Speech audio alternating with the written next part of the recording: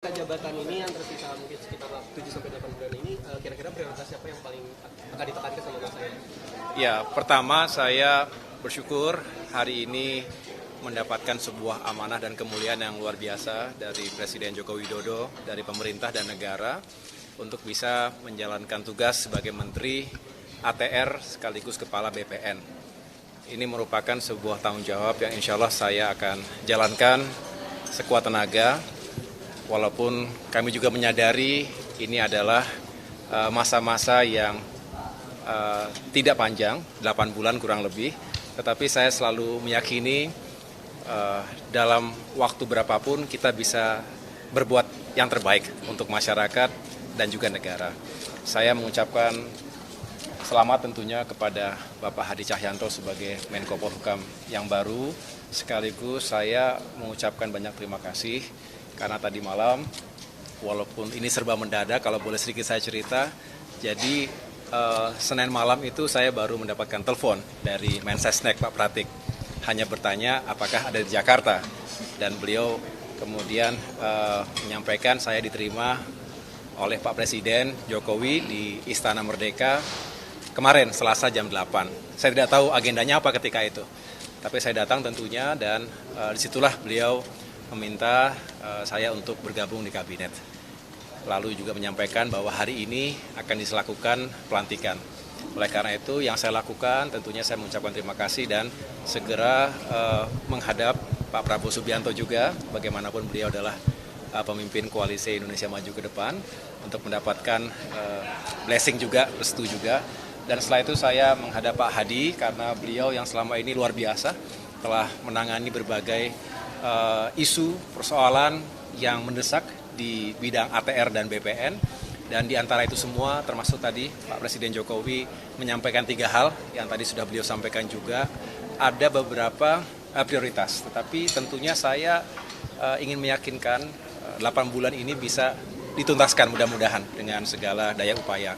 Di antaranya untuk secara masif tadi sertifikasi elektronik ini yang bisa menjadi solusi terhadap berbagai persoalan termasuk ketumpang tindihan dan permainan dari mafia tanah, dan juga ini tentu masalah keadilan. Masalah keadilan bukan hanya masalah bagi-bagi sertifikat, tetapi ini masalah keadilan yang sangat fundamental, dan kita tentunya juga punya tujuan kalau apa yang dilakukan oleh Pak Hadi selama ini, ATR dan BPN ini bisa menghadirkan kepastian hukum khususnya untuk tata ruang, lokasi, dan tanah yang akan digunakan sebagai tempat membangun berbagai infrastruktur di skala strategis nasional maupun lokal, maka investasi akan bergerak. Dan ini sebuah confidence yang harus kita tumbuhkan di dalam maupun dari luar negeri. Kalau investasi bergerak, tentu akan menghadirkan pertumbuhan ekonomi. Ekonomi rakyat akan bergerak, membuka lapangan pekerjaan, meningkatkan penghasilan, dan pada akhirnya masyarakat akan lebih sejahtera.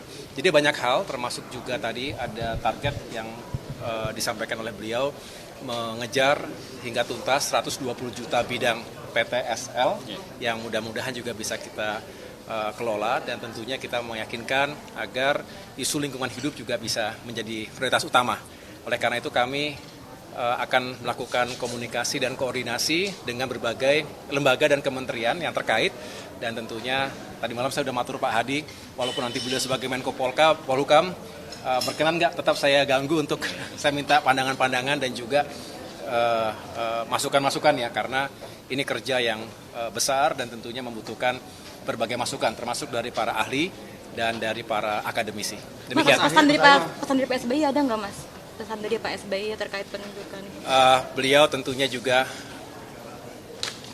bersyukur karena ini juga menjadi sebuah momentum Partai Demokrat kembali ke pemerintahan.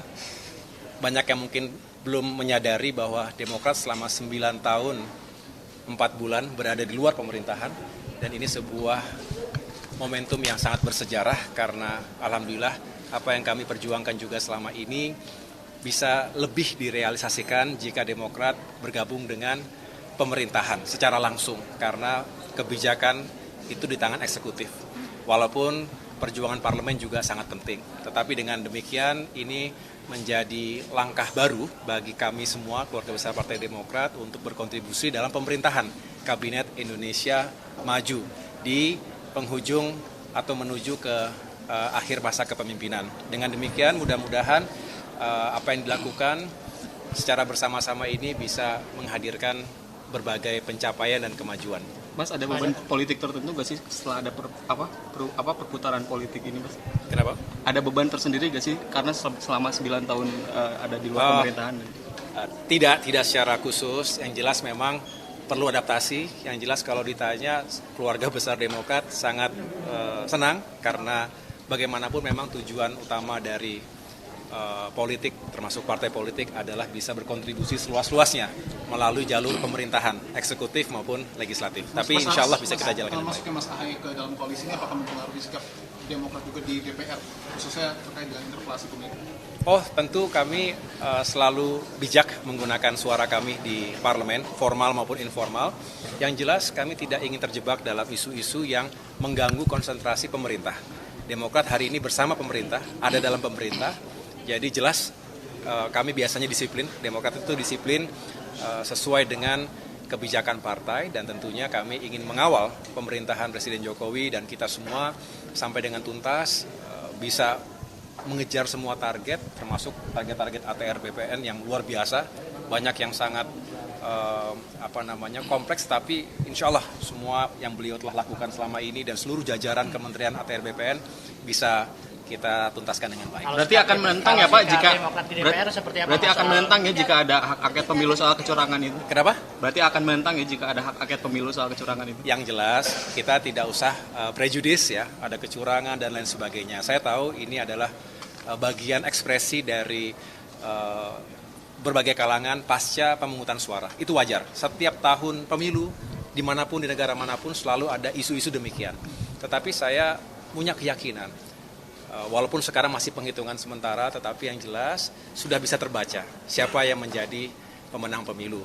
Walaupun kita menghormati sampai dengan tuntas secara formal, tetapi yang jelas kita justru harus move on, melihat ke depan, 5 tahun, 10 tahun ke depan ini banyak tantangan dan komplikasinya. Oleh karena itu, saatnya kita sudah membangun kembali rekonsiliasi bangsa dan kita berikan ruang demokrasi. Kalau ada yang tidak puas, ada mekanismenya, silahkan.